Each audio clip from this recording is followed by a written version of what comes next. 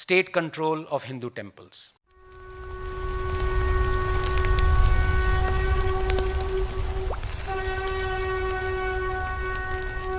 State control of Hindu temples and their properties is by far the largest, financially most damaging scam of independent India. That it not only continues but flourishes under the Modi government is a sad reflection of how politicians in our country treat Hindus. Even using the petroleum sector as a cash cow pales in comparison to the loot and pillaging of Hindu temples. I don't know how and why. It is beyond the limits of comprehension of the flag bearers of secularism that if you truly believe that religion should keep out of state, the corollary is also equally applicable, that state should keep out of religion. But does it? Secularism is total separation of religion and state, total. And yet there are half a dozen articles and amendments and directive principles in our constitution that make it plural, not secular. In fact, the word secular was inserted in our preamble by Indira Gandhi during the emergency. It was absent from Ambedkar's constitution. Our state declares itself to be secular, but is shamelessly not so, regulating, governing, and controlling as it does Hindu places of worship. Hindu temples have been, for thousands of years, the centers of worship, of learning, of community living, of trade and economy, of statecraft, even defense. And every invader has known that to dismantle India, you need to dismantle first this temple ecosystem. And every invader has managed it.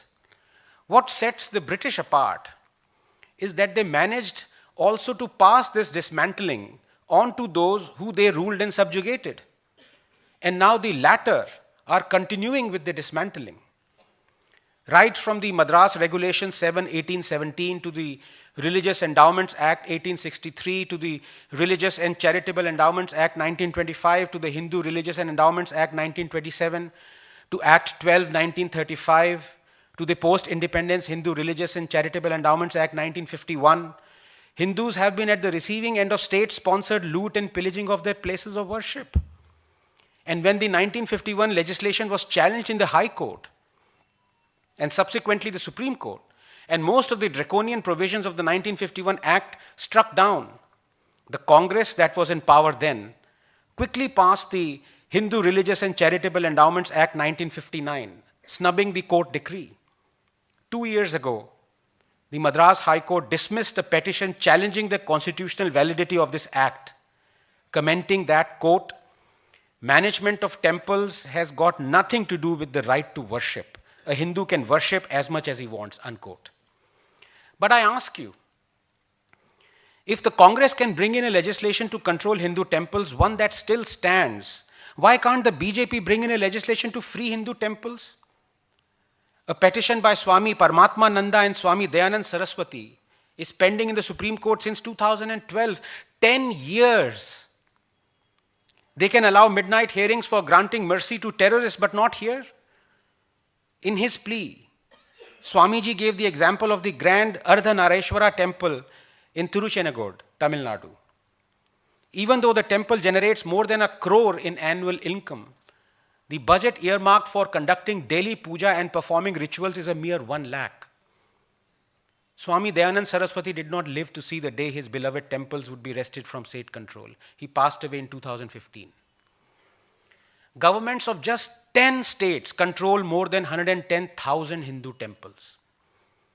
Tamil Nadu temple trusts own 478,000 acres of temple land. Tamil Nadu government alone controls 36,425 temples and 56 mutts. For Karnataka, the figure is 34,558. Is this secularism? The communist state of Kerala has 5 Devaswam boards: Travancore, Guruvayur, Cochin, Malabar, and Kudamankam. Together they manage 3,058 temples. The communists, for whom religion is supposedly the opium of the masses, are controlling Hindu temples and their boards, appointing board members on their whim and fancy. Many either belong to the Communist Party or are card-carrying members of it. Why? What business is it of the state to levy an administrative charge from anywhere between 5% to 21% on Hindu temples in the name of audit? What business is it of the state to dictate how many times a puja is to be conducted and who is to conduct it and who is qualified to be the priest and what is going to be the procedure for worship? What business is it of the state to control tens of thousands of acres of temple land and then send rent for it? The loss to Hindu temples on account of this itself is estimated over decades to be in lakhs of crores. According to activist and litigant T.R. Ramesh, the Tamil Nadu government that should be earning a minimum of 6,000 crores per annum from the 2.44 crore square feet of temple land it controls.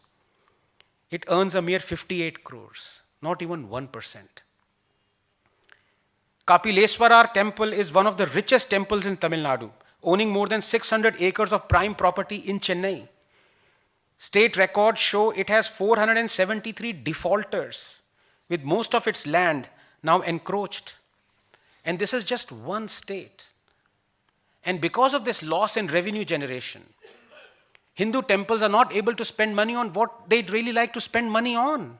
Opening up Ved Pathshalas, schools, colleges, Goshalas, fellowships and scholarships, orphanages, Hindu cultural and religious centers, all things and causes that other religions and their places of worship spend their money on unencumbered. Only in India can you step aside and watch as the state appoints non-Hindus, Muslims like Fareed Hakim, Christians like Vangalapudi Anita, on boards that control Hindu temples. Only here will we remain silent as temple idols are stolen, temple property auctioned, a whole temple-driven ecosystem and way of life dismantled, bit by bit, brick by brick. Assault on temples has turned into an assault on Hinduism itself. Imagine a Hindu priest or a politician controlling and dictating how St. Francis Church or the Jama Masjid should be run. If that happens, perhaps our judiciary would indeed conduct a midnight hearing crying death of secularism. And the funny thing is, the very same turnips who call India a Hindu Rashtra are totally silent on state control of Hindu places of worship. They never stop to ask, how on earth is this secularism? You can provide Hajj subsidy for decades, use taxpayers' money to host grand iftar parties, fund AMU that has only 1.4% Dalit students and 0.25% Dalit teachers, plunder state coffers to pay monthly salaries to tens of thousands of Maulvis, ask government-run UGC to fund minority institutions that keep 50% seats reserved for Christians, step in to overturn a Supreme Court judgment just to appease Muslims, leech thousands of crores exclusively from Hindu temples, control tens of thousands of acres of Hindu temple land, spend hundreds of crores of taxpayers' money for the Kartarpur corridor. And all this is the state not interfering or succumbing to the demands of religion? All this is secularism? The great Mahakaleshwar temple, its revenue and realty, is tightly controlled by the state government through the Mahakaleshwar Mandir Act, 1982. From appointing pujaris down to even the size of the prasadam laddu. Tirupati's hundi collection since April 22 alone are rupees 700 crores. Now the government valuation of its properties is out. 7,123 acres valued at 85,705 crores. But secularism means this temple comes under the Religious Institutions and Charitable Endowments Act.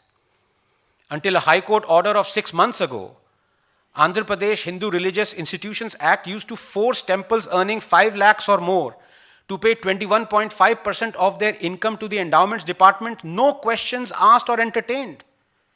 Now the state has issued orders to set up Dharmika Parishad with draconian powers to form temple trust boards and extend land lease. Is this secularism?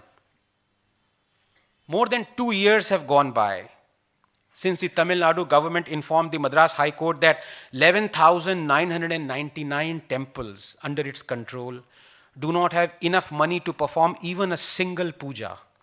But then again, I ask, largely overriding the Supreme Court verdict If the Congress can bring in a legislation to control Hindu temples in 1959, one that still stands, why couldn't the BJP, why couldn't Modi bring in a legislation to override it in the last 8 years? Why has the Modi government brought in even more Hindu temples under state control than was achieved by the previous dispensation? Why? Why does the Modi government gloat on constructing temple corridors like the one in Kashi at the cost of 350 crores, when instead of offering this Kool-Aid to gullible Hindus, it could relinquish control over Hindu temples and allow the latter to fund hundreds of such corridors over the length and breadth of the entire country? As far as I'm concerned, bless you, as far as I'm concerned, a Hindu temple should be publicly listed as a company. After all, it supplies a product that people buy, peace of mind and reassurance.